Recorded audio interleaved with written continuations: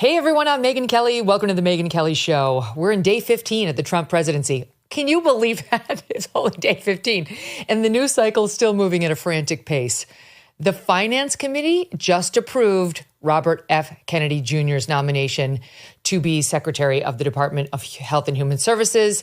This means it will go to the full floor of the U.S. Senate, where now he's expected to be confirmed. The big question was whether he would make it out of committee. And with every single one of the 14 Republican senators falling in line, all 13 of the Dems voting no, he appears at this point to have the votes he needs to get through. It's amazing. It's a great day for America. They're melting down over him, not just on the left, but at some more conservative, traditional Republican places, because they cannot get over his, quote, anti-vaccine positions. Well, you're going to have to try. Go listen to the 2 hours I did with him on the vaccines. Do your homework. Figure out just how anti-vaccine he really is and whether some of the questions he's been raising about them make sense. And then, no matter what your answer is to that, push it to the side and come to terms with the fact that Trump has said he will not be banning the MMR vaccine. He's not going to be banning any of these vaccines. He will object to some of them if he finds some to be problematic. Obviously, he's on record as funneling a couple lawsuits to law firms against Gardasil, the HPV vaccine, which many parents decline. We did a whole show about that with a fair and balanced debate, pro and against. He'll say so, but he's made clear it's really not about his personal views. But in that position, would he be in a position to say, you know what, you might want to take a second look at this one? Yes, good. That doesn't mean your kid won't have access to it or you won't have access to it. But some of us have become a little bit more vaccine skeptical in the wake of COVID and this HPV vaccine, which has injured some. We did a whole thing, the end conclusion of that HPV vaccine thing that we did was the one woman was saying she landed on doing one shot instead of two shots. Whatever, you make your own decision. But the point is you can have a debate. You can have a debate. And the fact that the news media, the left, and this portion of the right that's so pro-vaccine has shut down any discussion of it. I told you when I was on Fox, you were not allowed to entertain any claims that there was something wrong with the MMR vaccines. And I'm fine with the MMR vaccines. I gave them all to my kids. Thank God all my kids are fine. Wonderful things happened. They gained some immunity and they didn't have any adverse reactions. But why can't we talk about the people who had a different result? How is that dangerous? People can make up their own minds. RFKJ is going in there to deal with the public health crisis that is happening in this country right now. It's not about vaccine. Would you just zoom out from your obsession with vaccines, RFKJ critics? Would you spend 2 seconds looking at the way we eat, the way we treat patients who get disease, who get obese, who we funnel through a lifetime of pharmaceuticals and additional medical procedures without pausing to say, what's making you ill? Why do children have autism now at a 1 in 30 rate as opposed to 1 in 10,000 30 years ago? Why do children have so many allergies? Why are children getting ADHD in record numbers? Why are children suffering from tics? Why are all these children getting Tourette's? We're just not supposed to ask those questions. We're just supposed to go about our business and consume all the dyes and the chemicals in our food that's not in the Europeans. Eat the pasta that has the wheat that's been sprayed with this toxic chemical as a pesticide. Just ignore the farmers who are dying from cancer from the pesticides potentially that they're spraying. All that should be looked into, should it not? Is it not fair to actually kick the tires on public health and figure out whether not only have we just accepted living this way, which is totally unhealthy, literally unhealthy, making us sick, but it's being pushed on it. It is an active part of the game for too many of these industries. Do you think Big Pharma wants us all to get better like that? Do you think Big Ag really wants any sort of mandate that requires them to change the way they do business, RFKJ had to promise that he would work with farmers and ranchers to push regenerative agriculture, which is better for you, retilling the soil and so on. And he said he would. But why can't we have the discussion? That's on the Republican side. They protect the farmers and the ranchers. And the Dems and everybody else wants to protect Big Pharma. That Big Pharma ads were all over Fox when I was there. It's not just a leftist thing. The point is, this has gone on for too long. Too long. Stop with your obsessive focus on vaccines, which are not in danger. Listen to what he actually wants to do. And on that front, thank you. Thank you to the Republican senators who got him through this committee vote. It's not done yet, again, but who got him through this committee vote. Thank you to Senator Cassidy, whose office we targeted, there's no question, in a totally legit way. You guys all called. You made it so that that phone line, was basically no longer good because you just kept calling. I called personally. I called myself. I didn't do anything I didn't ask you to do. And emailed and said to him, please do this. We hear your concerns, but we're not worried about the same things you are. Please hear us on this guy. And if he turns out to be the kook that the critics say he is, Trump will fire him. All right? Have you ever seen a president more comfortable with firing bad actors or people who turn out to disappoint him? Fear not. He's not afraid of firing and replacing. So there's always that backstop. Just relax. He's trying something different. That's why he was elected. And you can make exactly the same argument on Tulsi Gabbard, who appears to have the votes as well. Her committee vote is today at 2 p.m., and the news is all good. Senator Susan Collins of Maine, who seems somewhat skeptical. Remember, we talked about her answer, like, I'm happy with her answers. What does it mean? We took it as a positive. Well, she's going to vote yes. And so is Senator Young. Something bizarre happened, though. Senator Todd Young, he gave it to her pretty good at her confirmation hearing. He was clearly not a fan. Clearly, he's a Republican. And in the interim between last week's hearing and today, she had to write him a letter. I mean, it's amazing the hoops they make these candidates go through. They basically have to genuflect and tell him all the things. I'll give you everything you want on your Santa's wish list. Here it is. So she wrote him this letter. I'm honored. I'm committed to working to restore trust in the intelligence community. And then she says, as requested, below are the list of commitments you asked that I make to you in this letter. You wanted it in writing. I commit to holding accountable and seeking justice against any Intel community employee, contractor, or subcontractor who is suspected of making or facilitating an unauthorized disclosure of any Intel program. I will not advocate for any protections which should only be extended to lawful and legitimate whistleblowers. So this is basically saying, if we have another Snowden, are you going to run cover for him? And she's saying no. Okay, fine. And she said at her confirmation hearing over and over, what I'm going to do as soon as I get in there is create a meaningful avenue for any would-be Snowden to come to me to say, this is what we're doing. And I will make sure it is meaningful. And we won't have to have another Snowden.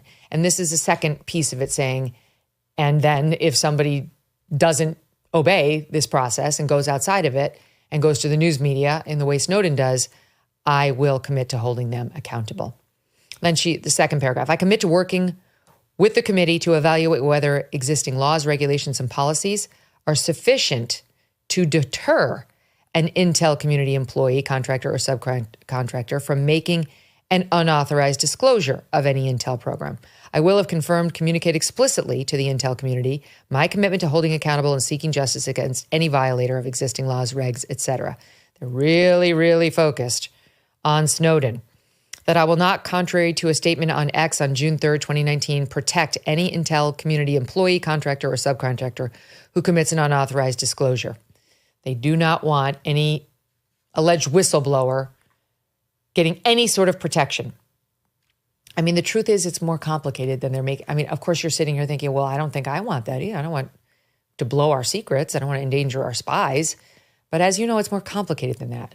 You know, some of what Snowden revealed or turned over to journalists is very controversial. We talked about that with Glenn, but some of it was exposing a program that we had our top officials lying about that did capture within its net Americans and our metadata, things about like where we were and so on. It's very controversial. And you had, people like James Clapper under oath lying about it.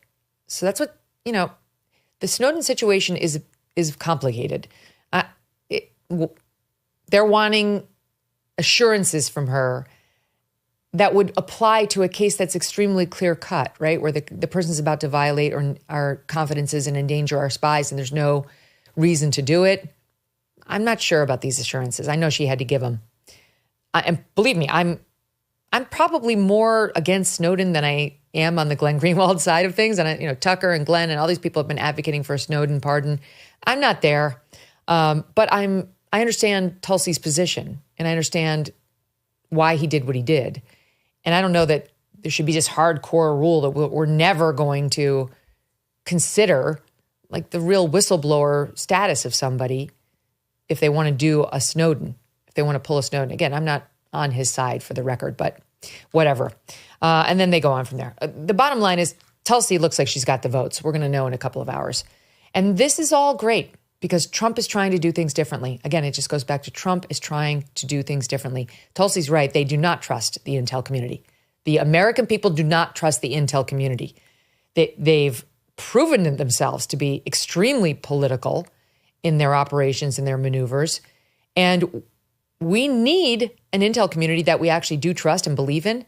Like, why did the CIA in the course of 24 hours change from the COVID virus came from a pangolin to it came from a lab over the course of 24 hours from Biden's presidency to Trump's? Why'd they do that?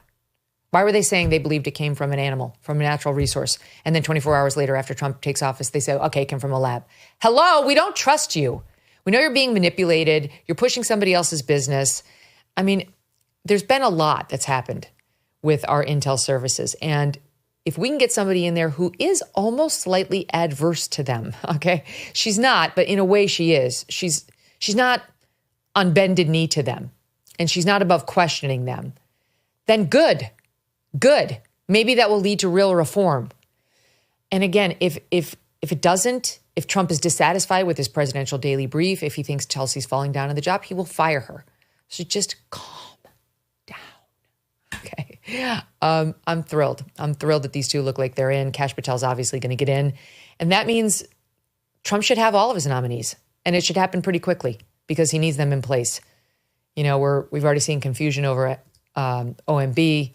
We saw the terrible plane crash. Thank God Sean Duffy had been confirmed, but it's like he'd been confirmed earlier that day. If something were to happen in the intel field, God forbid, we had a terrorist attack, he needs his people in place. We all know that he's going to get his people. Republicans should not drag their feet. He has a mandate. Let's go. All right, let's go. Trump's been firing off these executive orders by the day. As you know, they're beautiful. Love the Trump EOs. But as a lawyer, you get paid not to look at a situation and say, that'll never happen, but to look at a situation and say, that's absolutely going to happen, and how do I protect against it? And that's the purpose of the next discussion we're going to have. How are the Democrats going to challenge these executive orders, and how will Team Trump protect against it? The ban on DEI, his order against gender transition procedures, an end to birthright citizenship. That's already been challenged in court. And more. And for all of that, we've got two of our favorites back with us in a whole new era of political legal news.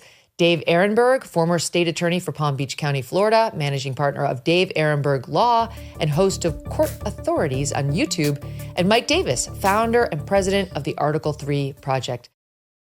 Don't miss a moment. Subscribe to this show on YouTube and follow me on Insta, Facebook, and X. Okay, listen up, football fans. It's Super Bowl time, and it's now or never. Don't miss out on football action with Prize Picks, the best place to win cash while watching and to have a little extra fun while you do. Especially when your team's out of the hunt, Prize Picks is a way to get involved and have a rooting interest. Pick some of your favorite players to score and enjoy the game on the edge of your seat. If you sign up today, you will get $50 instantly when you play with $5. You don't even need to win to receive the $50 bonus. It's guaranteed. Then you can make your Prize Picks. Doug and I are going to be at the Super Bowl this weekend, rooting for the Eagles. That's his team. So maybe he will pick some players on Philly to score touchdowns in the game. Prize Picks adds a little spice to the viewing experience, whether you're there or not. Download the app today and use the code Megyn to get $50 instantly after you play your first $5 lineup. Again, download the Prize Picks app today and use code Megyn, play $5 and instantly get $50 from this promotion. Guys, welcome back. Thank you for having us. So Dave, now former Palm Beach DA, what happened? Did you lose an election or did you step down? What happened? No, I'm the rare Democrat who did not lose an election this cycle, Megyn. I decided not to run again. It's been 12 years. I believe in term limits, so I self-imposed one after 12 years at this job. Also, I got married, as you know, and I wanted to buy a house. You need some money. Yeah. So I went to the private sector, and that it doesn't mean I can't do more TV and shows like yours. I love doing it. So I'm excited about the next chapter. Just means I'm no longer state attorney, more of a has-been, but excited about what I'm doing next. Awesome. Well, good for you, and thank you for your service. Dem side or not, I greatly appreciate you doing the job because it's not easy. It's certainly not easy to be a DA. A lot of responsibility. Okay, so great to see you both. You're the perfect team to talk about this with. I confess, Mike Davis, that with each EO, I'm like, yes! And then I'm like, because you can feel the filings coming down against them, and that's where they'll all play out, right? Like each one of these is going to get challenged. All right, so where to begin? Let's start with the Trump executive orders that target DEI. That's the most sweeping one. It's the January 21 Ending Illegal Discrimination and Restoring Merit-Based Opportunity, which, by the way, is the perfect name for it because we already have laws on the books that make it illegal to discriminate on the basis of race. And that doesn't mean you can discriminate against whites. It means you can't discriminate against anyone based on their skin color, based on their race, period. Which is why I've been saying from the beginning, all this DEI stuff is illegal. This is illegal. You cannot make hiring, promotion, firing decisions based on the fact that somebody's a white guy or a black woman. It's not okay. So what he's really saying to me, Mike, is he's just now going to enforce this. He's going to now go around and find the places who have been flouting the law and threaten them, potentially deprive them of their federal money.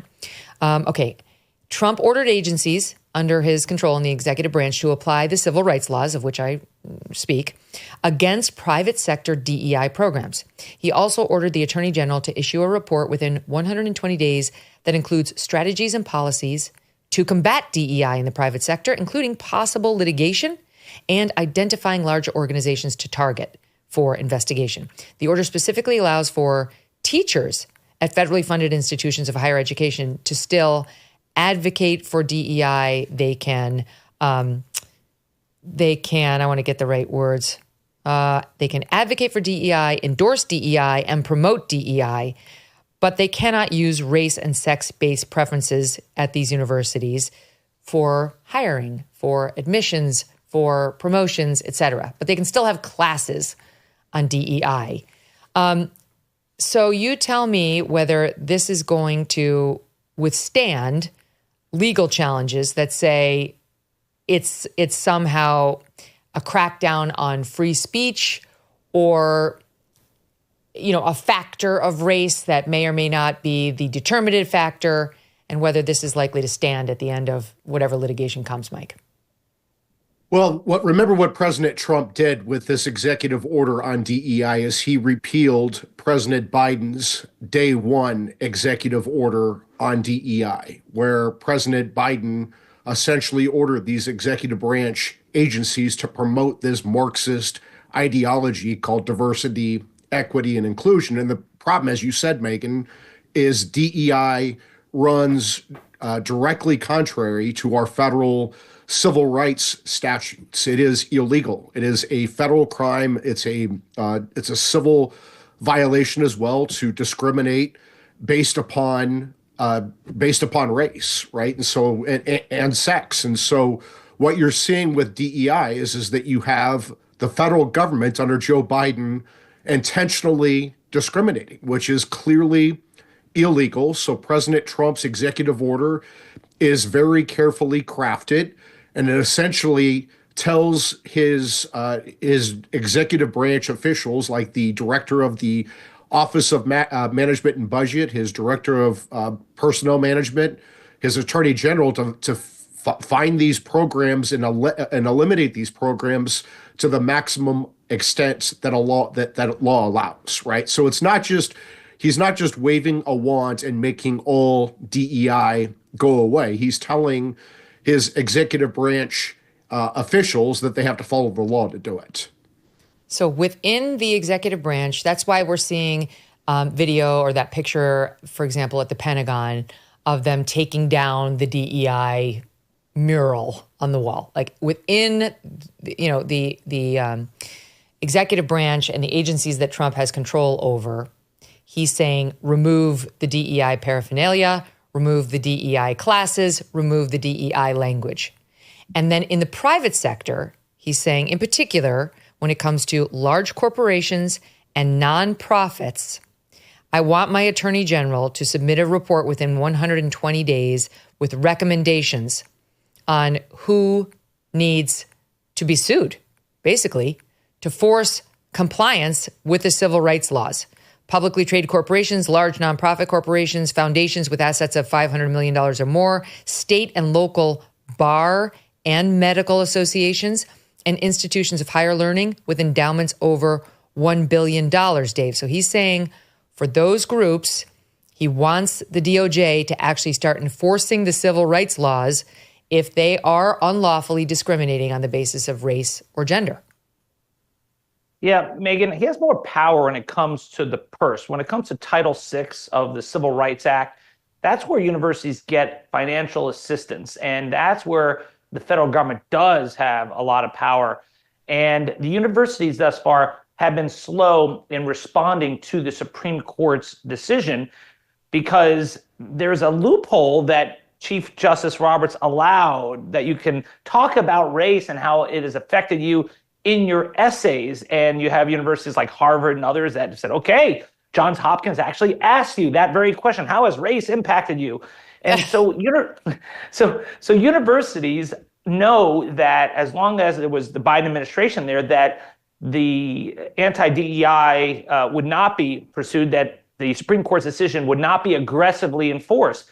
Now there's a new sheriff in town, and I would think the universities are now going to start erring on the side of being more careful than they perhaps need to be because they don't want to get sued. They don't want their Title VI funding revoked. I think it's a tougher question when it comes to private institutions. I saw that Roger Goodell, the NFL, said that they're going to continue with their own DEI practices of the Rooney Rule to interview a black candidate for a head coaching position. They don't have strict quotas. And so you're going to see individual institutions like Costco to continue to proudly have DEI. I don't think there's a lot that the federal government can do on that. They can, though. The federal government can wield a big axe when it comes to colleges and universities. Here's the other thing, though, Mike. I've mentioned this on the air before. I've never named the bank out of respect for my friend, but my friend is a senior guy at a very large bank in Manhattan. And he told me that he needed to get rid of some people because, they were cutting back and whatever, finding efficiencies. And he was specifically told it has to be 3 white guys. And he was upset because the 3 people who were the weakest on his team were either black or women. And those, if he had to turf people, he wanted to turf the weakest ones. And it just happened in this case that they had been DEI hires and they were not strong. And his best performers happened to be white guys. But he was told by his boss, the 3, that you have to pick amongst the white men. That's illegal. That's exactly the kind of person who should call Team Trump in a whistleblower or anonymous situation and say, you need to come investigate my bank. And this has happened to me. And then they come and kick those tires because there is a way of the federal government coming and involving itself, against a bank if it's violating the civil rights laws in this way. Yeah, I mean, Harmeet Dillon is President Trump's nominee to lead the Civil Rights Division in the Justice Department, and she is very well versed on all of these federal civil rights statutes. And not only are these private institutions potentially exposing themselves to tremendous civil liability for violating the federal civil rights statute, you also have a criminal component to the federal civil rights statutes. And so these these banks, these institutions that think they're going to be woke and discriminate based upon race, even though the executive branch is making it very clear that they're going to enforce the laws. I think they're doing this at their own peril. And I would say to these executives at these publicly traded companies, remember, you have duties to your shareholders to make sure that you're not running your company in violation of federal civil rights statutes and exposing the company to astronomical civil liability along with criminal liability. Okay, let's talk about the next one because it's getting interesting already. Protecting children from chemical and surgical mutilation. That's the name of the EO. This speaks to puberty blockers, cross-sex hormones, and surgeries on minors in the name of so-called gender-affirming care, which is a complete misnomer. I believe this should be banned nationwide. This is child abuse. This should not be allowed on any child. I don't care if the parents consent to it. A parent can't consent to take out a child's, healthy stomach because it would kill them. It would be child abuse. And so, they shouldn't be allowed to do this either. Absolutely not. This should be banned on a nationwide level. This is barbaric that it's happening anywhere. And so what Trump is saying is, it is the policy of the United States to not fund or promote child gender transitions. It will not fund, sponsor, promote, assist, or support the so-called transition of a child from one sex to another, and it will rigorously enforce all laws that prohibit or limit these destructive and life-altering procedures. Organizations that receive federal, education, or research grants can no longer perform these procedures. He writes, the head of each executive department or agency that provides research or education grants to medical institutions, including medical schools and hospitals, shall, end the chemical and surgical mutilation of children. And it goes on to say the HHS secretary is also to use the following tools to end this, including Medicare or Medicaid conditions of participation, meaning you can go ahead and continue performing these procedures on children, random hospital. You just won't be able to take any Medicare patients anymore. Medicare will no longer be available at your hospital, nor will Medicaid. I mean, they're all going to comply. That's their bread and butter. It also prohibits coverage for child gender transitions in insurance plans that federal workers have, including any military worker. And here again, it has a directive to the Department of Justice. The Attorney General shall convene all states' attorneys general and other law enforcement officers to coordinate the enforcement of these laws, of laws against female genital mutilation across American states. So that speaks to the red states that have already banned this. Shall prioritize investigations and take appropriate action to end deception of consumers by any entity that may be misleading the public about the long-term side effects of chemical and surgical mutilations. That's through advertising, through medical disclosures. If you don't tell the people, tell the families, tell the children explicitly what exactly is going to happen to them, then we can privatize investigations against you. And it goes on from there. So, and by the way, there's one in here for Tim Walz in Minnesota. He says the Department of Justice shall prioritize investigations and take appropriate action to end child abusive practices by so-called sanctuary states that facilitate stripping custody from parents who support the healthy development of their own children. That's a complete reference to Tim Walz and what he did in Minnesota, making his state a so-called sanctuary, where they will remove custody from parents who don't believe in these procedures, put the child in the care of the state, and then have a stranger act as their guardian while they chop off their healthy body parts. It's sick. Okay, so likely challenges to this one, Dave. Yeah, Megyn, I think a lot will be told in when the Supreme Court rules on that case that came before it in December. This is the case out of Tennessee where there was a challenge to Tennessee's Republican-backed law that banned the transgender surgeries for young people, for underage people. In fact, the conservative courts seem to be very skeptical of the challenge, meaning that they were likely to uphold the law in Tennessee. And I think that if they do uphold Tennessee's law, which is not just banning medical treatments but also the hormones for people under 18 who are experiencing gender dysphoria. And so if that is upheld by the Supreme Court, then I think all the other states will have their laws upheld. I think Dave, if I'm not mistaken, that case is about the hormones and not the surgical procedures.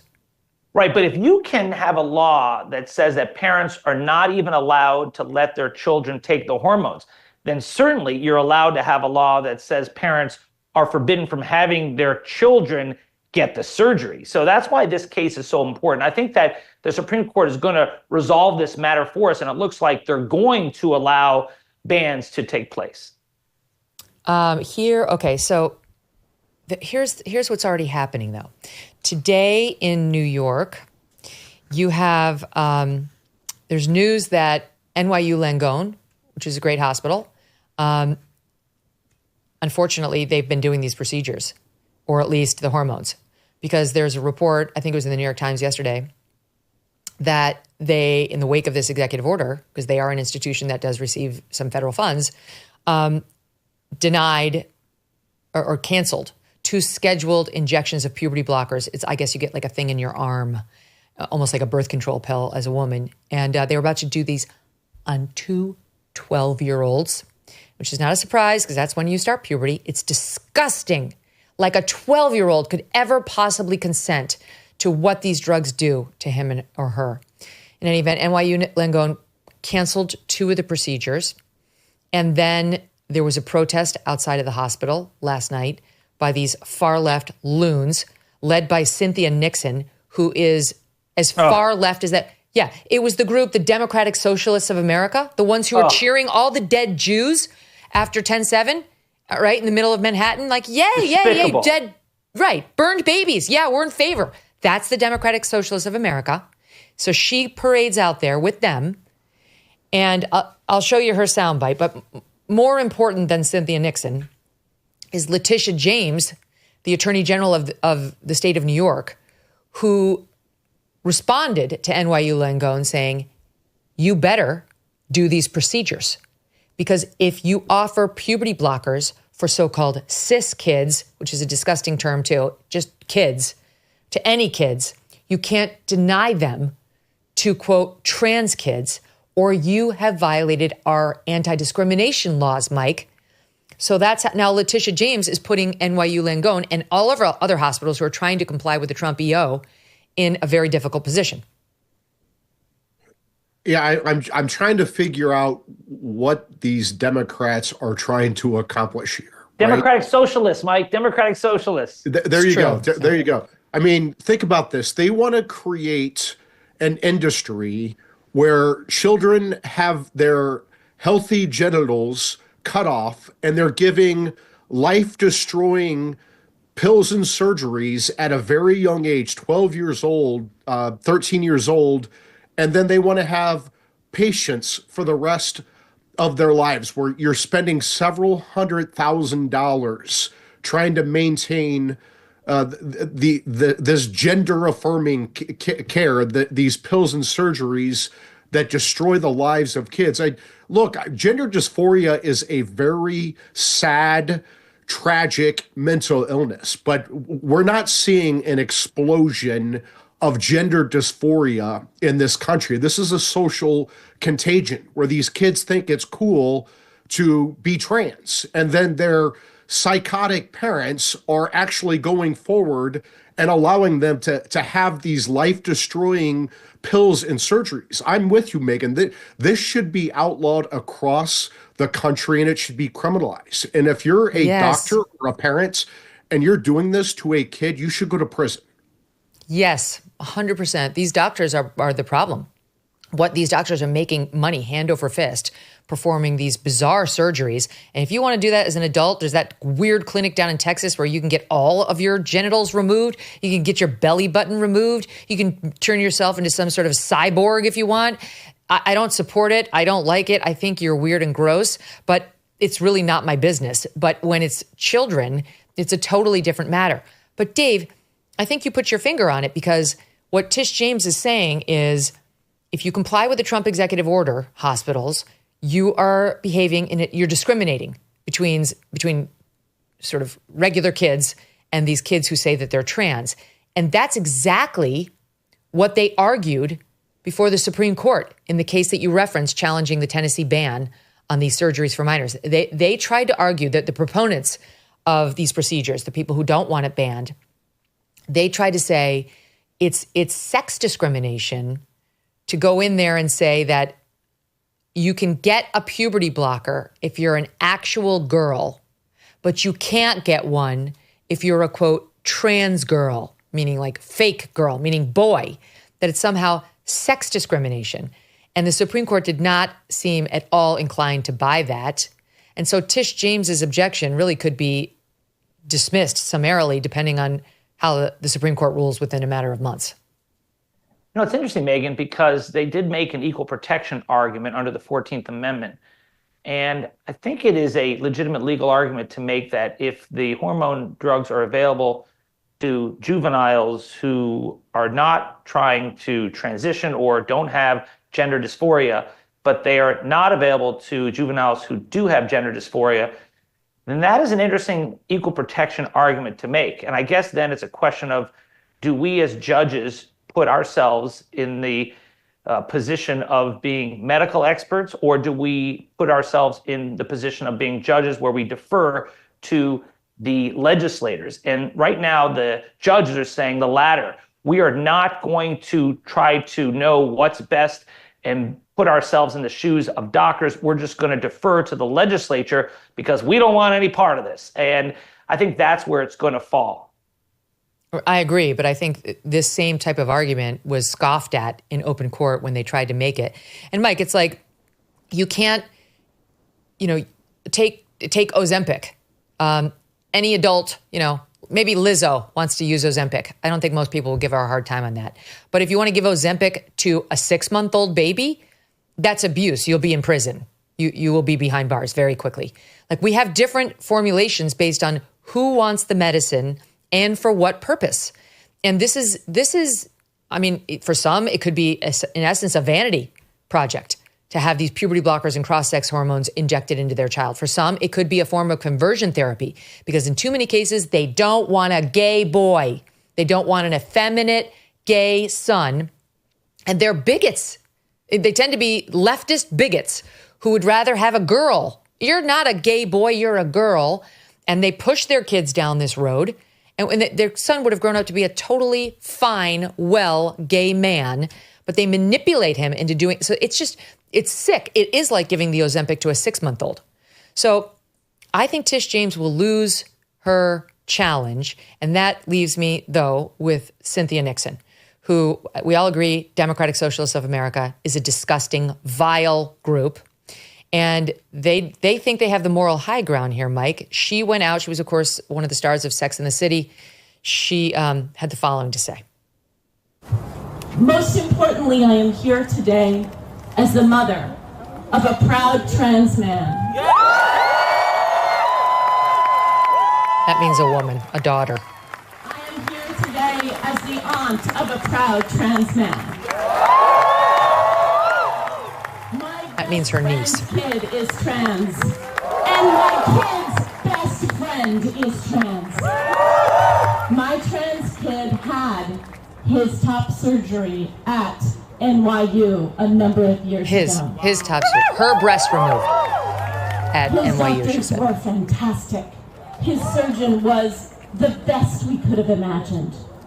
And the idea that this city is filled with young people who thought they had a place to go where they could receive the highest care, and that place has now been shut to them, sickens me to my core.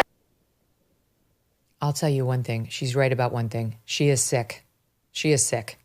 And to your point, Mike, about social contagion, did she not just make your point? Yeah, I mean, it is truly sickening. Again, gender dysphoria is a severe mental illness. We should protect them. We should treat them with compassion. We shouldn't celebrate this and turn it into a social contagion where kids think it's cool to go be trans and then have their psychotic parents, like that woman, move forward with transgender surgeries, these life-destroying pills and surgeries that change them forever. I mean, these kids can't even get Tylenol at their schools, but their parents think they can get transgender surgeries. I mean, what would happen if a mother said, we're going to cut off the arms and legs of my healthy child? People would say, you can't do that. That is butchering your child. You can't do that. So how the hell do we let these crazy parents cut off the genitals of their healthy children? Yeah, exactly right. What do you make of it, Dave? Because it's barbaric. And for her, you know as well as I do, 30 years ago, it's not that there were all these trans people in hiding. She's like, it's her daughter. When you say trans, if you substitute in the word fake, it actually gets you to the right result. It's very confusing for people. So she has a daughter who had her breast chopped off at NYU. And like so many other people, she wants to feel validated in her choice and her kid's choice by having other kids do the same thing. And so she's going to go out there with the Democratic. It's no accident that she could only find those loons to go march with her, Dave, in trying to make her point. Megyn, she ran for governor against Andrew Cuomo in a Democratic primary, and she got 35% of the vote. That was a left-wing challenge. That was probably 34% more than she deserved to get. She's spoken out against Israel and seems to care more about Hamas than the dead Israeli children that are the victims of terrorism. But as far as on this issue, look, I'm glad that Mike said what he said too, because gender dysphoria is a real thing, and I think that it's important to treat these children with compassion. I do agree that it's different when you're a child as when you're an adult. And but at the same time, about like 1%, about 1.5% of our country is identified as trans. And I do think that a lot of the conversation we have is inflating that number to make it seem like they're in every corner alley, they're coming to get you. And I think that it's important to realize we're talking about a very, very small group of people. I worry about discrimination against them. At the same time, I hear you. I think when you're a juvenile and you can't make the decisions for yourself under the law, that perhaps we shouldn't be allowed, children should be allowed to have that surgery. Now, the hormone blockers are a little different. I get it that parents should generally have the say in their child's health, and lawmakers may want to curtail that when it comes to this area. But that one's a little more confusing to me. I just think it's clear, though, on the surgery, that should be when you're an adult. And just FYI, because a lot of people don't know this, but if your child goes from puberty blockers right into cross-sex hormones, he's sterilized or she is sterilized, and absolutely no hope of sexual function. So you have basically chemically castrated your child, and they will never achieve sexual pleasure, ever. I mean, how can you argue that an 11-year-old could ever consent to that? They have no idea what that means, what that portends for their life. And it's like people sue over this, the lack of consortium from a spouse, because they're no longer able to perform because they got so depressed after the car accident. You're guaranteeing lack of consortium for your child for the rest of his or her life, just by the hormones. Forget the surgeries. You know, Megyn, it's interesting you bring up 11-year-olds. As a prosecutor, we do differentiate under the law an 11-year-old from a 17-year-old. We're not even allowed to direct file an 11-year-old into adult court. In Florida, you can direct file, obviously, a 16, 17-year-old. And so perhaps that's where it should be, where there could be different rules in place for an 11-year-old compared to a 17-year-old. But I get it. I understand as a parent why you are concerned. I just think since the gender dysphoria is real, and I'm not a doctor, that I just wish we could come to some sort of common ground on this rather than where we are right now. All right, one quick question for you, Mike, on Trump's order that transgendered people, so-called. Honestly, I really don't think there's any such thing. There's people who have gender dysphoria who say they're a sex other than the one they are.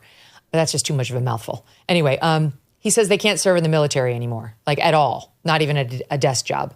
And I was asking myself, in light of the opinion by the Supreme Court that it's illegal to discriminate against trans people in hiring, they've been given protected status when it comes to hiring and firing at the job site, at the workplace.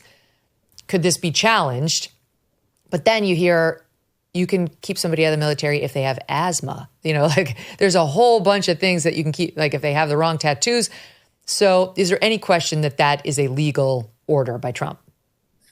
Well, I mean, there's going to be a challenge. There will be a challenge under the Equal Protection Clause of the Constitution. We fought a civil war, and we passed the 13th, 14th, and 15th Amendments to outlaw slavery, to free the slaves, and to provide equal protection and due process to the freed slaves. And, the 14th Amendment, the Equal Protection Clause, has been interpreted since then more broadly than freed slaves. I guess the question is going to be for the Supreme Court whether we fought a civil war over transgender surgeries on kids.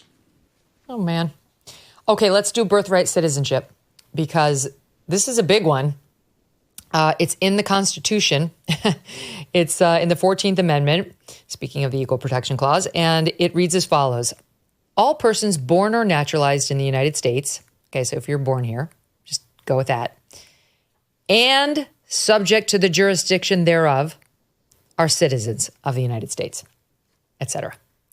If you're born here and you're subject to the jurisdiction of the United States, you're a citizen. So Trump issued an executive order saying, no, you are not a citizen. You don't get citizenship. He says, if the mom is here unlawfully when she gives birth, or the mom is here lawfully, but she's not a citizen and she's only here temporarily. So he's basically just trying to get it, mostly he's trying to get it illegals who come across the border, they have their kid, and then their kid is an American anchor baby with all the benefits of citizenship. Now, Dave, there is precedent, as I understand it, saying that subject to the jurisdiction does not create some loophole that's as big as the one Trump claims, and that Correct.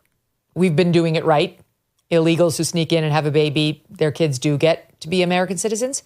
But there are at least two cases on the other side suggesting maybe not. Maybe it's not as clear. So walk me through your analysis of it.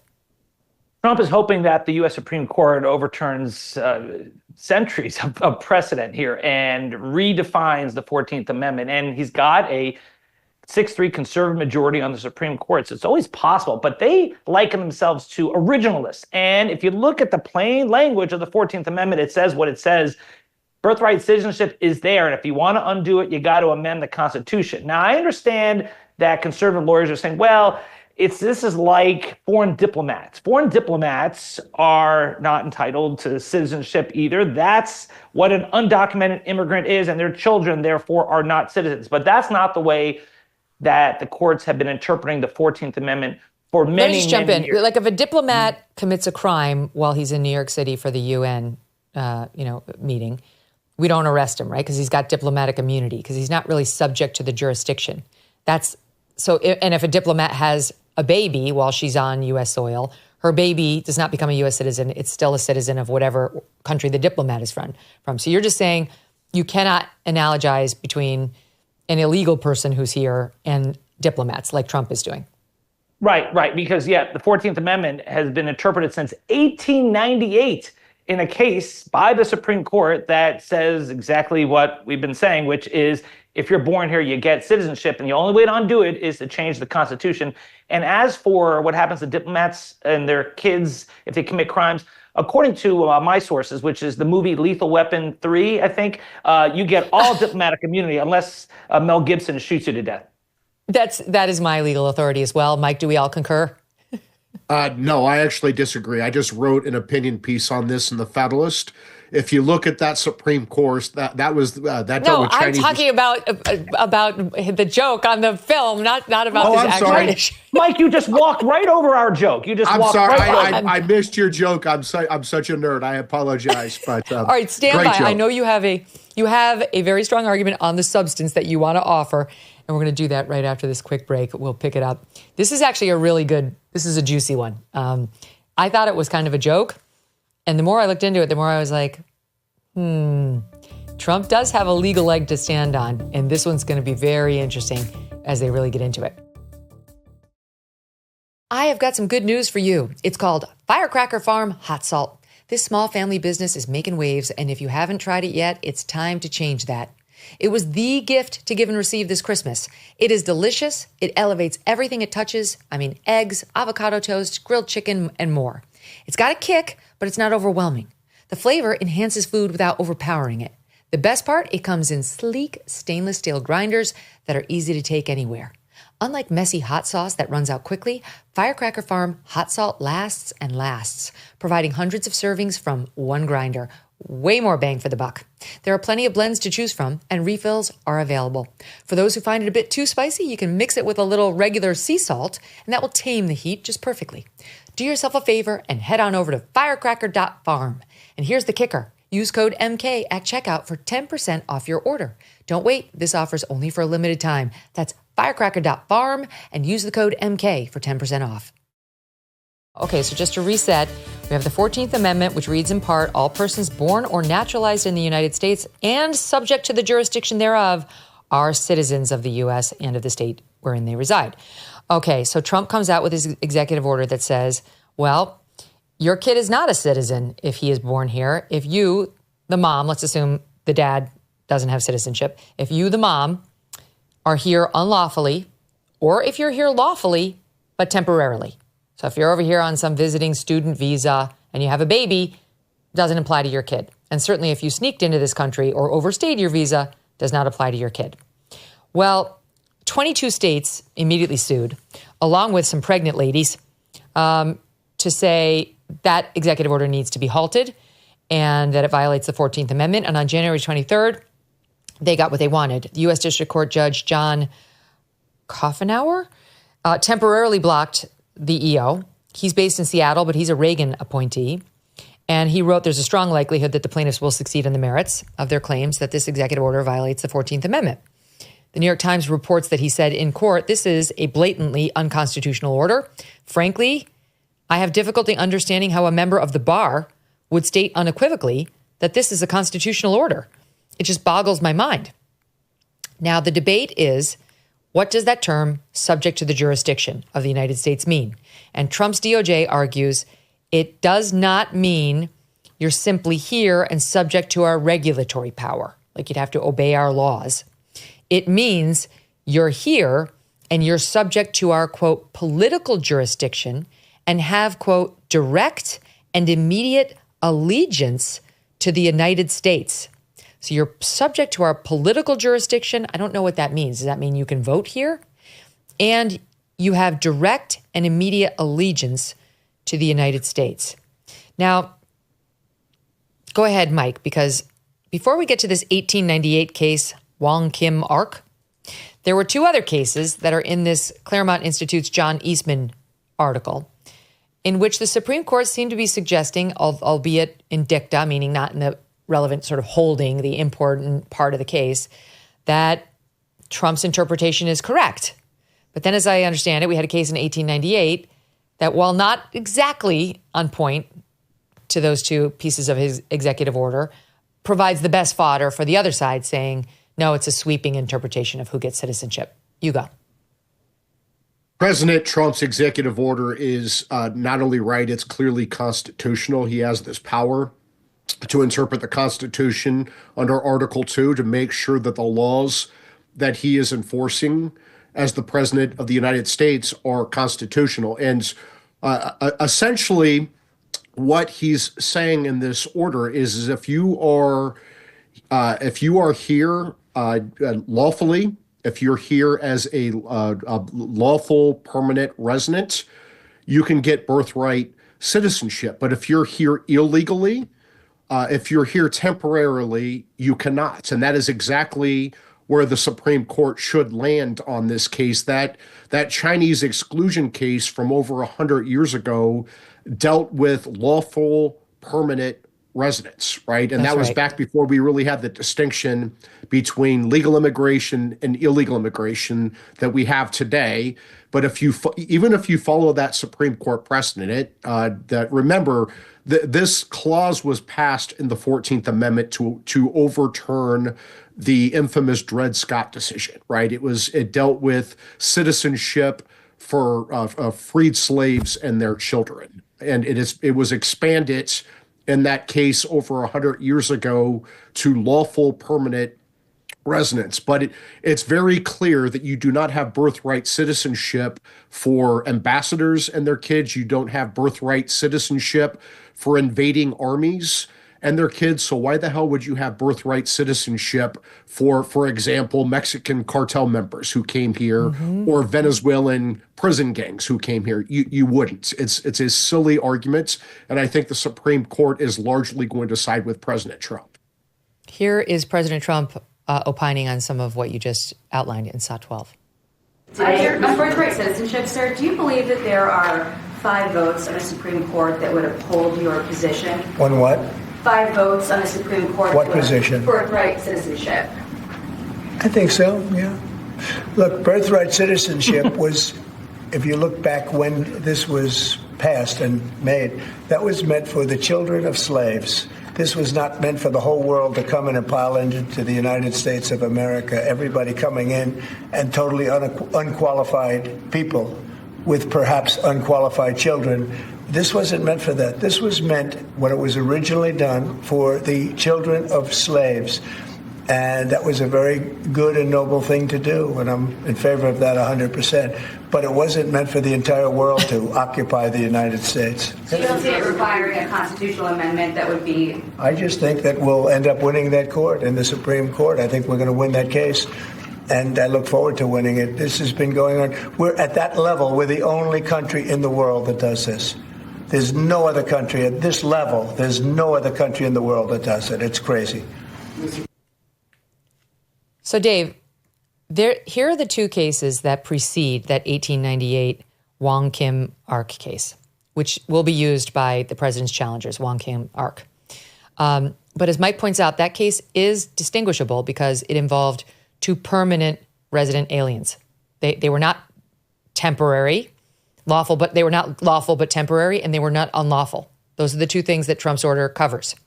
So even in that case that went to the Supreme Court, they wouldn't have been bothered by Trump's Department of Homeland Security. They would not have been told that their son was not an American citizen. Okay, but here are the 2 cases that are cited in that Claremont Institute piece. They say, first of all, it all comes down to what does it mean subject to the jurisdiction thereof? And the argument is it a partial temporary jurisdiction that applies to anyone here temporarily except for diplomats who are subject to our laws while within our borders? Or do they mean, in order to qualify as like subject to the jurisdiction, do they mean just those who are subject to a more complete jurisdiction, one which manifests itself as owing allegiance to the United States and not to any foreign power? And they say that we don't have to guess because the drafters of the 14th Amendment unambiguously stated that they meant complete jurisdiction. And they say the following: the Supreme Court confirmed that understanding, albeit in dicta, meaning not the actual holding of the case, in the first case addressing the 14th Amendment, noting in the slaughterhouse cases in 1872 that, quote, the phrase subject to its jurisdiction was intended to exclude from its operation children of ministers, consuls, and citizens or subjects of foreign states born within the United States. It then confirmed that understanding in the 1884 case of Elk versus Wilkins, holding that the subject to the jurisdiction phrase required that one be, quote, not merely subject in some respect or degree to the jurisdiction of the United States, but completely subject to their political jurisdiction and owing them direct and immediate allegiance. And he points out that the Supreme Court has never held that the children of illegal immigrants or even temporary lawful visitors are constitutionally entitled to automatic citizenship merely by virtue of their birth in the U.S. So, Megyn, just a couple of factual things, since this is a show about facts. Facts first. President Trump says that we're the only country that has this. There are 35 countries who have birthright citizenship, including Mexico and Canada. Number 2, I made a mistake earlier when I said that it was Lethal Weapon 3 and Mel Gibson who shot the diplomatic immunity. It was actually Lethal Weapon 2, and it was Danny Glover who then said immunity revoked. So facts first. Appreciate that. We are relentlessly factual here on the MK Show. Appreciate it. Yes, we are. So here's the thing. Mike, and everything is said so far is right. President Trump's right that this debate stretches from the time of slavery, and the 14th Amendment passed because they wanted to make sure the children of slaves are citizens, because they're born here, they're citizens. And then later on in the 19th century, we had the question, does it include the Chinese? And that's when the Supreme Court ruled in 1898, which is after the ruling you cite in that case, Wong Kim Ark, that yes, Chinese too. If you're born here, you are a citizen here. And I'm just coming at this from a legal matter where you have that Reagan appointed judge saying that if you make this argument in court, you perhaps should have your bar license revoked because the Constitution says what it says. And therefore, you'd have to get the Supreme Court to either overturn hundreds of years of precedent, or you gotta have a new constitutional amendment that undoes the 14th Amendment. I'm not sure. I've got to be honest about this. I started off, when I interviewed Trump back in September of 23, I can't remember actually whether I raised this or didn't. It was on my list of questions, I know that. And I remember kind of laughing at the argument. Like, I was like, this is so clear. It's so clearly against Trump being able to do this. I think I did ask him about it. Anyway, I have to go back and look. My point is, I started off where you are, Dave, but I wound up where Mike is. Like, the more I looked at it, the more I'm like, this actually is not that clear. You say there's hundreds of years of precedent. There's really only that one case that's been on the books since 1898, but they haven't been like reaffirming this over and over and over. This is the case. But other federal courts have. I mean, the other federal courts have ruled consistently with that case. And until that case is overturned, then that's the law. That's the rule. But the Supreme Court.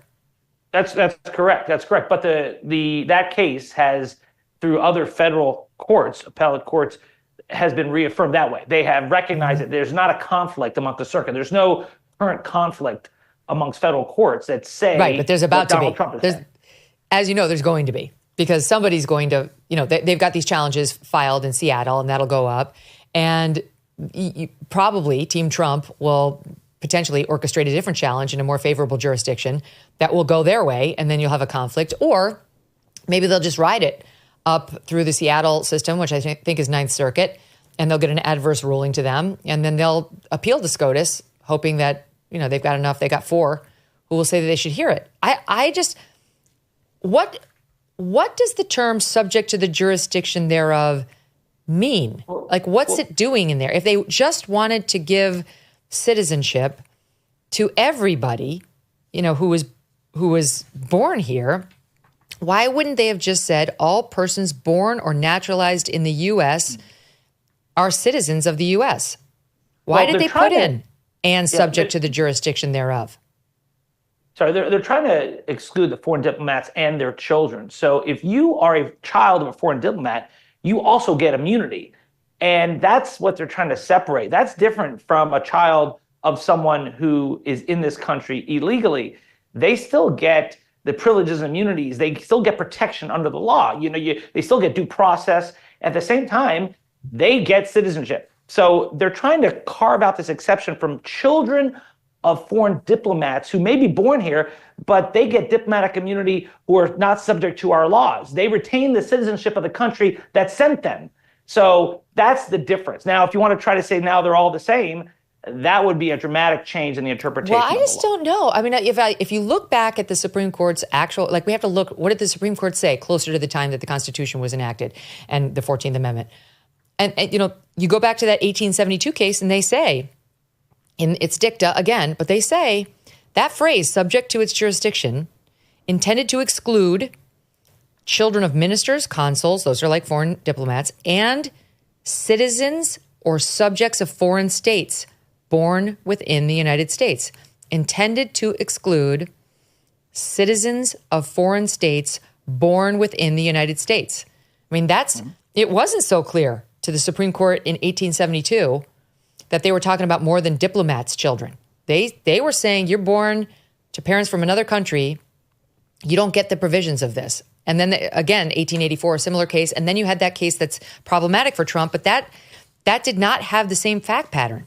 That had two people who are here legally and permanently. I just think, anyway, if you come at it the way I came at it and you've just been told over and over and over again, this is a no-brainer, I guess I just want people to know Maybe not. I don't know whether this judge in Seattle has gotten neck deep in it either, but he's going to. Okay, speaking of illegal immigration, New Jersey Governor Phil Murphy, who is disgusting. I'm sorry, but the COVID overreach and the destructive, awful windmills are reason enough to dislike Phil Murphy. He made this announcement just casually the other day that he's harboring an illegal. Now, he didn't say it explicitly, but there's really no other conclusion to reach from what he did say. I'll play it again. Here he is on Saturday. Tammy and I were talking about, I don't want to get into too much detail, but there's someone in our broader universe whose immigration status is not yet at the point that they are trying to get it to. And we said, you know what, let's have her live at our house above our garage. And good luck to the feds coming in to try to get her. Okay. So you tell me why the feds would come to get her if she's not an illegal. It's a very clear admission. He's harboring an illegal whose immigration status is not yet at the point that she's trying to get it to, but it's at a point at which the feds would try to get her. So it's an admission. He's definitely harboring an illegal, in my opinion, based on what he said. Now you tell me, who in their right mind, Mike Davis, would take a look at Tom Homan and say, that's a guy I would like to mess with. I would really like to tempt Tom Homan to come after me because I think he's a weak, feckless man. This man, just for those of you playing at home, here's Tom Homan. We have seen one estimate that says it would cost $88 billion to deport 1 million people a year. I don't know if that's accurate or not. Is that what American taxpayers should expect? What price do you put on national security? Is that worth it? Is there a way to carry out mass deportation without separating families? Of course there is. Families can be deported together. Who looks at him and says, I love to tempt the bull. I'm just going to take out my red cape and I'm going to wave it to see if Tom Homan's paying attention. Well, he is, because he responded, this is on Hannity Monday night. It's Hot 13. Well, I think the governor's pretty foolish saying what he said, because I got note of it, won't let it go, we'll look into it. And if he's knowingly harboring, concealing an illegal alien, that's a violation of Title 8 United States Code 1324. I would seek prosecution, or the secretary would seek prosecution. So maybe he's bluffing. If he's not, we'll deal with that. And as far as suing sanctuary cities, well, get in line, because the Trump administration is going to do that already. Sanctuary cities are sanctuaries for criminals. Mike, thoughts? I would not mess with Tom Homan if I were anyone. He's probably the only person on the planet who I fear. And so I wouldn't mess with that guy. He's deadly serious. And I would say to these Democrat governors who want to go on and admit that they're committing a federal felony by harboring illegal immigrants, that's probably not the wisest thing you should be doing. He really is one of those guys who you wake up like, am I legal? I'm legal, right? I'm good. I'm fine. Yes, I'm definitely legal. I don't have to worry about Tom Homan trying to get me out, because he's getting you out if you're here unlawfully. Now, a Phil Murphy aide, Dave, tells the New York Post that the governor was misinterpreted, that Murphy was just referring to a legal resident who's in his circle of friends and was worried about President Trump's return to the White House. That's all. Totally legal, in the circle of friends, and I guess maybe not in the apartment over the garage, and with an immigration status not yet at the point that they're trying to get it to, and worried about being deported by Tom Homan. Well, Megyn, of course, if that were the case, why did he dare Tom Homan to go get him? Why did he dare them if she wasn't living in his house? But okay, correct. Right. So this is why pencils have erasers. The governor just made a little mistake, and now he's doing cleanup on aisle 9, to mix a metaphor. No, what do you mean? The mistake was the admission. He's screwed, and so is his upstairs neighbor. I'm advising the governor to cease using his mouth to talk about this any longer because it's not helping him.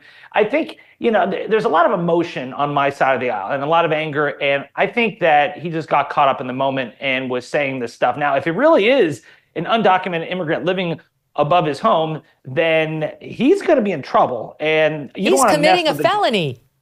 Well, you don't want to mess with a guy that even Mike Davis fears. I got that. So yeah. I'd say that he needs to backtrack and make it clear, as his aide is, that there is no such person living in the house. There's nothing to see here. He misspoke. He was referring to a friend in his circle who is legal and was worried about getting caught up in the deportation. He's so dumb. He already flagged it. He already red flagged it for Tom Homan. It's too late. Tom Homan's going to see what's in that upstairs apartment. I have no doubt of it. And honestly, if he finds an illegal in there, apparently she'll flee. I imagine she'd flee by the time Homan gets there. He's going to find out. Who was it? You can't avoid this. He's going to find out who it was. The governor probably just ensured that woman's deportation. And guess what else, Mike? The governor could potentially face felony charges. Here's the statute.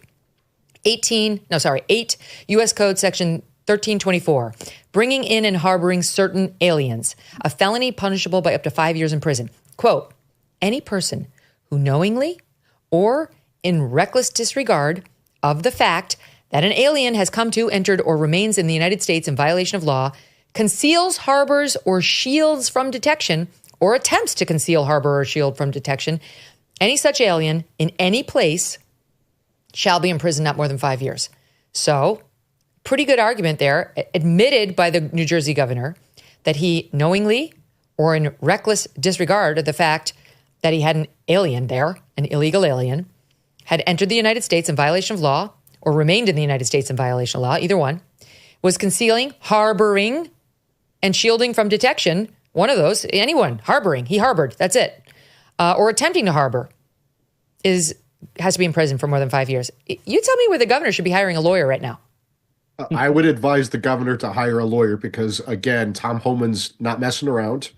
And I imagine there will be ICE agents knocking on the door of that garage to see if there are illegal immigrants in the governor's garage. And that's so not smart for him to do this. But you're raising a more important point, Megyn, which is this statute, this federal harboring statute. This applies to a lot of people who are aiding, abetting, harboring illegal immigrants in this country, including corporations that hire them. He harbored. He admitted to the harboring. He was proud of the harboring. He tried to show a little swagger against Tom Homan, and his illegal friend and he are going to pay the price. She's the least of your troubles now. Only if they catch her there. Oh, he's going to be like, she's my illegal from Canada. This like George Glass. No. She's not living there anymore. If she ever lived there, I'm sure she's gone. You'd have to actually find her on his property. The fact that he said it isn't enough to prosecute him.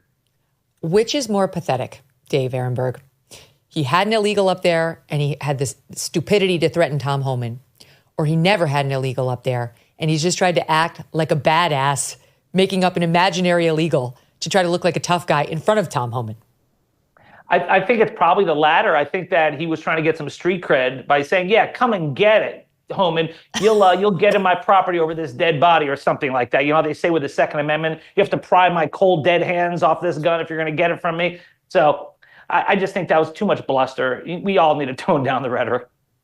Oh, my gosh. Either one is a humiliation for him. But my money's on there's an illegal up there. I don't know if she's still up there, but they'll find out who she is. I think you and I could, in about an hour, make a few phone calls at this point and figure out who's up there, who was up there, where'd she go? And certainly if they ever got him like interviewed by an FBI agent or somebody who has, the authority to prosecute you if you lie to them, Philip Murphy would be giving her up like that, like a New Jersey ice cream cone on an August day. Gone. Guys, thank you both so much. A pleasure as always. Thank you. Thank you, Megyn. Thanks, Mike. All right, let me ask the audience that. Do you believe Phil Murphy is harboring an illegal immigrant in the apartment above his garage? Or do you think he made it up to sound tough, like he could challenge Tom Homan? I am 100% in favor of he's harboring. He appears to have committed a felony. And now we should just get our popcorn to see what happens from here. Megyn, megynkelly.com. That's how you email me. Coming up next, filmmaker Sean Stone is here. He has made a really interesting series, and it is about the deep state. He happens to be the son of Oliver Stone, a filmmaker in his own right.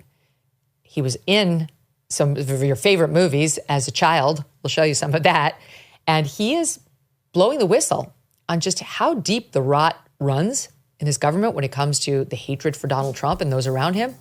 And frankly, what Trump is going to be up against in trying to clean house second time around. Stand by for that. The IRS is the largest collection agency in the world, and it just stepped up enforcement for 2025. If you owe back taxes or have unfiled returns, don't wait for the IRS to come after you. Simply avoiding your tax troubles is the worst thing you can do. Getting ahead of this is the smart move, but you might not want to contact the IRS alone. You could turn it over to the team at Tax Network USA. Why? Because not all tax resolution companies are the same. Tax Network USA has a preferred direct line to the IRS. This means they know which agents to deal with and which ones to avoid. Tax Network USA has proven strategies that are designed to settle your tax problems in your favor, whether you owe 10 grand or 10 million. Their attorneys and negotiators have resolved over $1 billion in tax debt. Speak with one of their strategists for free and stop the threatening letters, stop looking over your shoulder, and put your IRS troubles behind you once and for all. Call 1-800-905-8000 or visit tnusa.com/Megyn. That's tnusa.com/MEGYN. You might have heard about this new brand called XXXY Athletics. It's the only athletic brand standing up for women's sports. It was founded by former elite gymnast and longtime Levi's executive Jennifer Say. And this company, XXXY Athletics, makes great clothing. They know that men cannot become women, by the way. It's so hard to figure out, but they know it.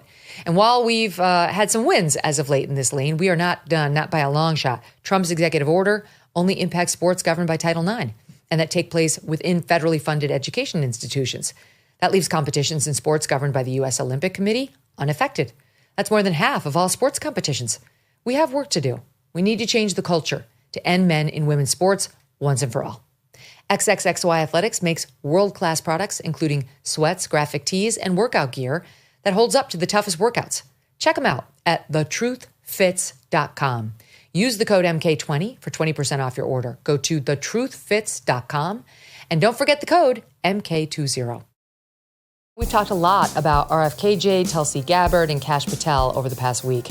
Their status as disruptors is a key component in the reasons why the DC establishment cannot stand them.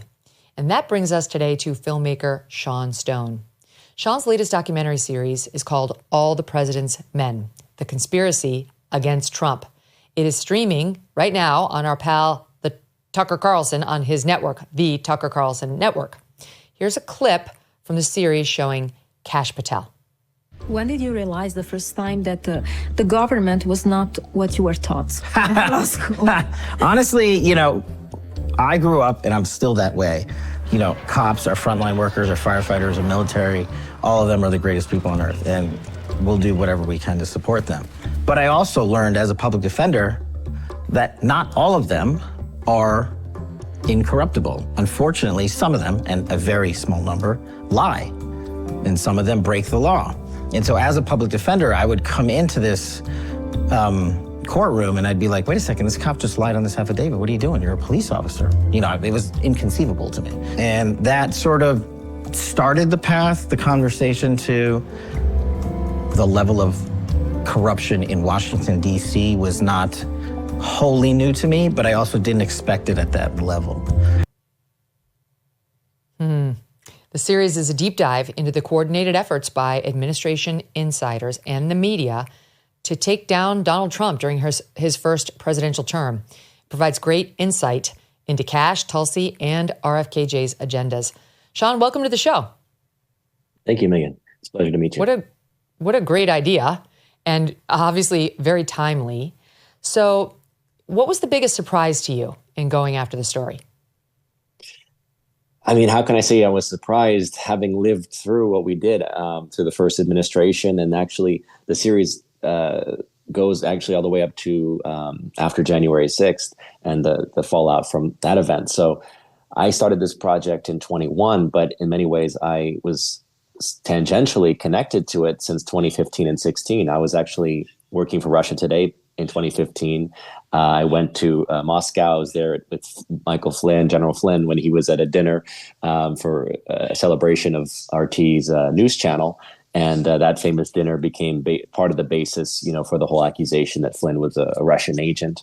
Because I was working for Russia Today with great journalists and hosts like Jesse Ventura and Chris Hedges and Tom Hartman and so many others, Abby Martin, I understood like this whole narrative of Russian collusion is pretty thin, because they're out there. The intelligence community's assessment is saying that RT, which is a bunch of Americans like myself, doing news and journalism and giving our perspective on matters. We are the Russian agents.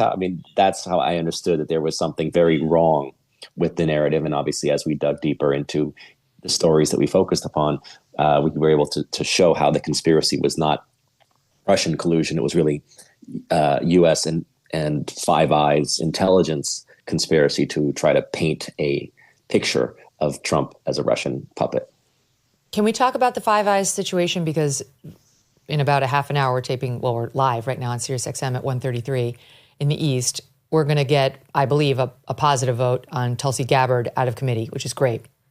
But some of the things that she's spoken out about when it comes to the distrust of the Intelligence Committee right now amongst the American public did not go over well with the senators in that room, left or right. They all seemed adverse to her. They all seemed like, I think they'd all wish that Trump had nominated somebody else. But can you just give people a flavor for what you're talking about, and so they know why did Trump go with such a non-traditional pick? Yeah. Well, Tulsi's, as you know, a lot of us have shifted political positions over these years because we're trying to find, I think what might be more of what traditionally would be kind of a traditional American centrist position, trying to figure that out in this insane time that we've been living through, where a lot of us who were critical during the Obama years all of a sudden found ourselves outside the Democratic fold, who at one moment were criticizing the Bush administration for unwarranted surveillance of Americans, the Patriot Act, things like this, right? The endless war agenda. We went from criticizing that to then the Democrats supporting it under Obama, and a lot of people being disenchanted by that. I think Tulsi, who served her country, served abroad, came back. She was Democrat. She was basically kicked out of the party for not going along with the rigging that went on in 2016 when the Democrats gave the nomination to Hillary, right? So she then basically says, well, I'm standing on principle here, and kind of gets isolated from the party.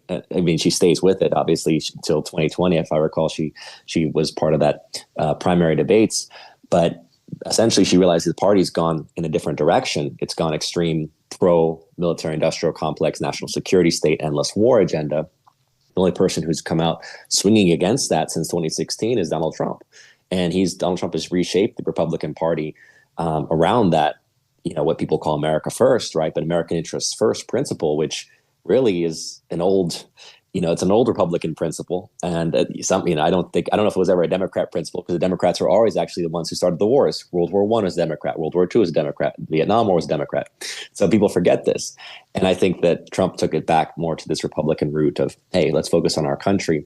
Tulsi obviously rallied around that. So yeah, giving perspective, when you're talking about a massive military, industrial, national security state apparatus that is costing trillions of dollars, I don't know about annually, but certainly over the course of years, then you're talking about a lot of money, and it's circling through what General Flynn talks about with this sort of this why Washington and the counties around Washington are in the top 10 wealthiest counties in the country, right? Because you're talking about massive contracts and things like this. So those that have been there, like Flynn and Tulsi, who've seen it firsthand and said, hey, I want to stand on principle, not on profit, they end up becoming targeted and accused of being, I don't know, Russian puppets because they're opposed to That's what happened to Tulsi.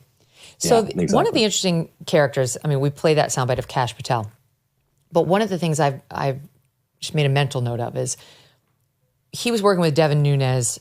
They were looking at this Russian collusion nonsense, saying like, this isn't right. This stinks. And Kash is like this firebrand, fighter. He's a very colorful character. If you talk to him, he's just kind of fun to talk to, and he doesn't mince words. I like him, but he's kind of fun. And he's got flair, I guess is what I'm trying to say. And on the other side really was like Robert Mueller, James Comey, like these distinguished, respected, old school prosecutors, right? And so when there was this battle of like, who's telling the truth? Is Trump a spy? Does he have a server from Russia in Trump Tower where they, as Don Jr. said, we couldn't even figure out how to order French fries, never mind how to order the Russians around. And then you see Kash, who's like this, yeah, this is bullshit. What's happening? Like in Devin Nunes, he was kind of like a low-level congressman. He was never even that, high up. It's like, but they were right. They were right. And it's really the reason why Kash Patel is about to be our next FBI director. You have something in one of the episodes about Kash figuring out who is behind the vaunted Steele dossier.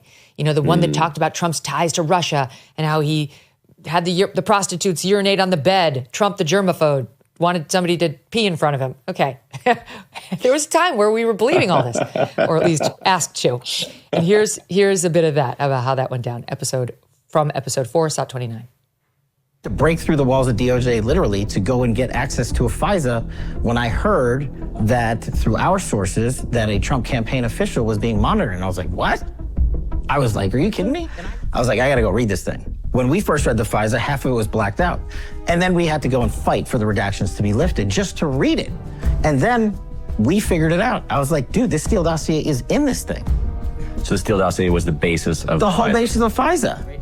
It wasn't just the FBI. You can read the dossier and read the FISA and know there's no way it was just these guys. Somebody else is in on it. And so we actually were running a separate investigation or outside of the DOJ FBI bubble into how this thing was put together. And we had our own sources, and one of them told us the money for this thing came from the Hillary Clinton campaign. And this is one of those moments where you're never forget. So I run into Devin's office, it was 9 a.m. He's like, dude, I figured out who paid for this. And he's like, huh? I'm like, the Steele dossier. He's like, I figured out who paid for it. And I was like, Hillary Clinton. And he goes, if you're gonna start drinking at this early in the morning, get out of my office. So just for the people who haven't been consuming Russiagate recently, they're talking about how the Steele dossier, this made-up piece of alleged intelligence, was the basis for getting a FISA warrant to spy on the Trump campaign. It was like they used this made-up piece of intel to get a FISA warrant to spy on the Trump campaign. Yet another reason why these FISA warrants became controversial and were mentioned repeatedly in the Tulsi Gabbard hearing, as though they're totally vaunted, they're above reproach, you have to love them, you have to support them. She's expressed some reservations about how we've used FISA in the past, so have many others. Anyway, this is all the background to that, in part. Mm-hmm.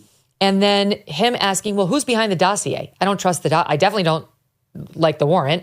And I don't trust the dossier that was the basis of the warrant. And oh my God, it's the Hillary Clinton campaign. Like he says, the aha moment, the moment you will remember where you were. Yeah. Well, so it's so interesting with the Steele dossier. And we actually get in the Rudy Giuliani episode, he talks a bit about his sources in the Ukraine saying that the dossier that Steele cooked up was cooked up in the Ukraine. And it kind of now you start to understand, when you watch the series, you start to get the part of the bigger picture, not the full picture, but part of the bigger picture of why Ukraine has played such a key role in our foreign policy the last 10 years, going back to 2014 in the Maidan coup, right? Yeah, and how we've basically escalated that conflict to the place where it now is in war with Russia. But you see how this dossier was was concocted through channels and allies of the Democrats there in Ukraine, and basically then Steele himself being a former Russian intel guy, former British intel on the Russia desk, but had not been to Russia for a long time.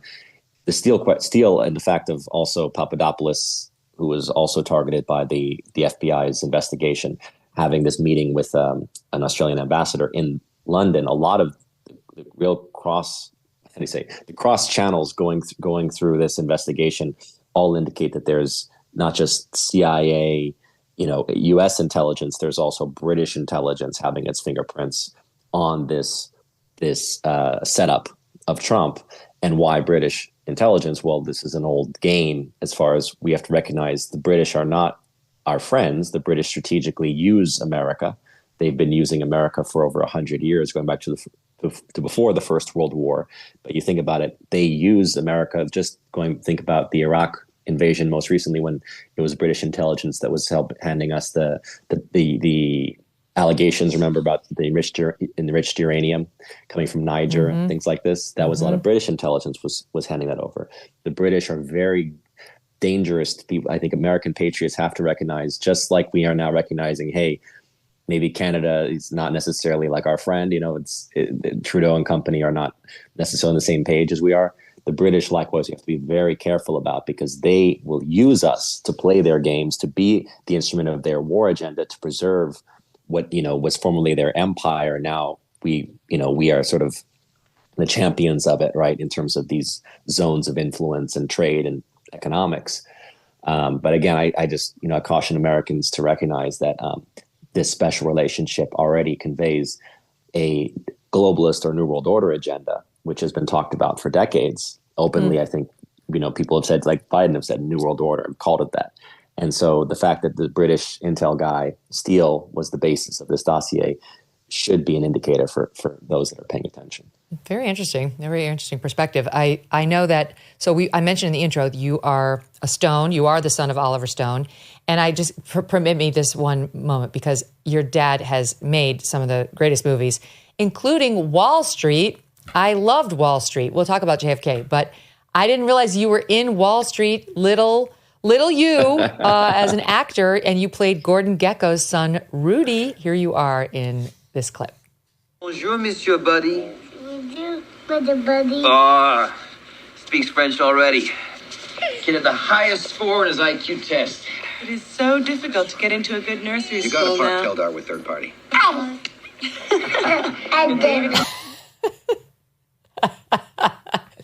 Now, why would your dad include in the final cut a take of you picking your nose at the beginning and then throwing a strawberry in somebody's face at the end?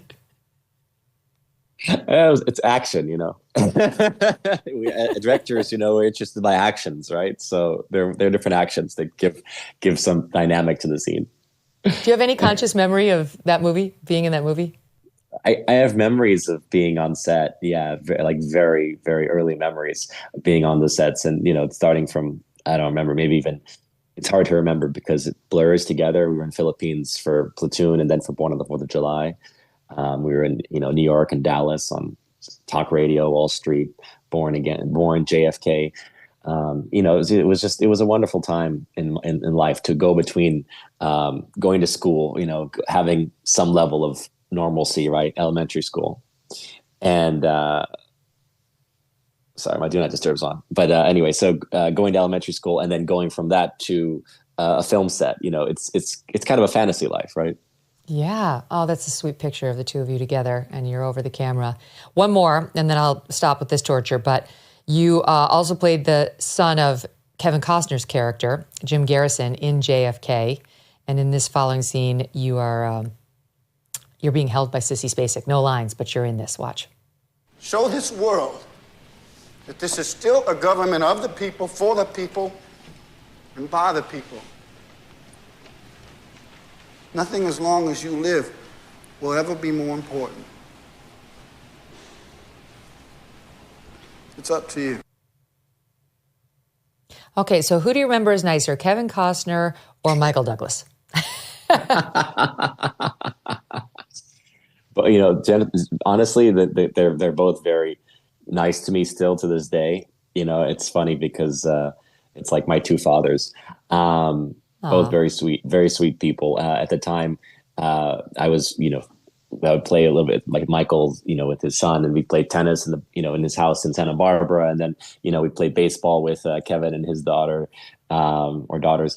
I can't remember how many kids he had at the time, but I remember playing baseball with them in the backyard in New Orleans. So it's one of those things where you just think of it's just life, right? These are people, and then for others, they never met them. They look at them as almost like the modern aristocracy, kings and queens.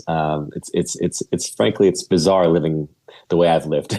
on both sides. Well, you know what? But it's if you screen. like them, it's a very good testimonial on their behalf because kids, they have a radar for disingenuous people who are, pretending to be cool or like be good with kids. They just sense, they can see right through it. So if you have a good feeling about them, they probably are good guys. Your dad, obviously there's a reason he made JFK. And this has been, one of the preeminent films of the past 50 years. It's just one of the biggies. It's legendary. It got so many people reconsidering the JFK assassination. And now one of his first acts as president by Trump was to order the release of the remaining JFK files. They say maybe there's 3% that has yet to come out. There's a reason it's been withheld. I imagine you're very curious to see what's in there, but you tell me.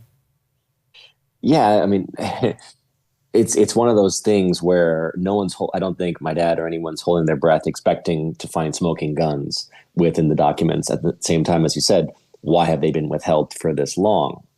What is that going to indicate? Because when you are, people that are doing this professionally, researching, looking at all the connections, right? You need as many puzzle pieces as possible. We're never going to get all the puzzle pieces to fill it in, I don't think. But we will at least have more to hopefully indicate what went down that day. It's one of those things where I wonder, was there ever a meeting that took place, or was it really more operational orders, things that are kind of implied, chain of command type of things, only one person knows what they're supposed to do and where they're supposed to be, right?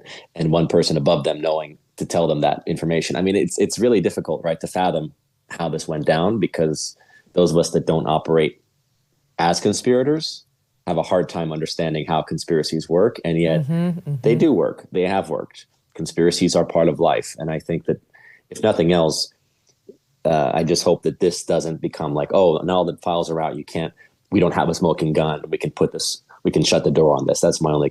People don't generally write the smoking gun down in writing and keep it in a record. They usually hide the smoking gun. Last but not least, I must ask you, because looking at your biofacts, I love this. Sean Stone starred in and directed his first feature film, Greystone Park, in 2012, based on his real-life paranormal experiences in a haunted mental hospital. What? What? You know what? You never been to Jersey? Come on. Jersey's full of a property owner there. Wait. Well, then you should know. You were a patient in a haunted mental hospital, or you went to document what was happening and you experienced the paranormal? So it was an abandoned place called Greystone Park. And if you've seen the new Bob Dylan movie, Complete Unknown, the opening of the film, he goes to visit Woody Guthrie, who was a patient at Greystone. Greystone was a very famous establishment. It was there since right after the Civil War. And they finally shut it down after over 100 years. There were 3,000 plus people that were buried there. There were tens of thousands of patients that had come through the doors. And it was notoriously haunted. So we went ghost hunting. My friends and I, we broke in one night. We kept going back and documented a lot of stuff. And some of it is in the film. You'll even see like moments that are genuine. It's a fictional reenactment. I say it's not a docudrama. It's a mockumentary, I guess you call it. Like it's styled like a documentary.